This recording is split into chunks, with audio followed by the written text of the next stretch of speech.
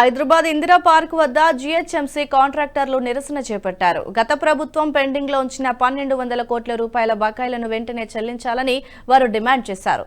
చిన్న కాంట్రాక్టర్లపై ప్రభుత్వం చిన్నచూపు చూస్తోందని, సొంత నిధులతో పనులు పూర్తి చేశామని, నిధులు మంజూరు కాక ఎంతో మంది ఆత్మహత్యలకు పాల్పడ్డారని ఆవేదన వ్యక్తం చేశారు.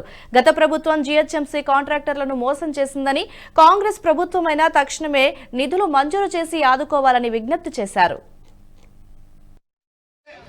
మేము జిహెచ్ఎంసీ కాంట్రాక్టర్లం అందరం కూడా చిన్న కాంట్రాక్టర్లం ధర్నా చేయడానికి పూనుకోవడం జరిగింది.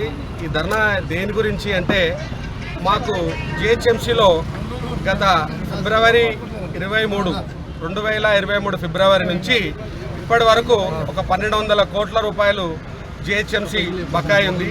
మా కాంట్రాక్టర్లందరి కూడా ఎంతో కష్టం చేసి మేము ఈ యొక్క తెలంగాణ గవర్నమెంట్లో బీఆర్ఎస్ ప్రభుత్వంలో పలు రోడ్లు అభివృద్ధి కార్యక్రమాలు దేనికి వెనుకకు వెళ్లకుండా అహర్నిశలు కృషి చేసి రాత్రి పొద్దున పగలనకుండా ఫ్లడ్స్ వస్తే అక్కడ మ్యాన్హోల్స్ కానీ ఫ్లడ్స్లో ఏదైనా వాటర్ జామ్ అయినా కానీ మెయింటెనెన్స్ కింద అందరం పనులు చేసి ఎంతో కృషి చేసి ఈ యొక్క తెలంగాణని మా భుజాల మీద జిహెచ్ఎంసీ ఉన్న కాలనీలన్నిటిని కూడా ఏ కాలనీని కూడా ఇడవకుండా వాళ్ళకి ఎక్కడ డెవలప్మెంట్ చేయమంటే ఆ యొక్క ప్రదేశాన్ని.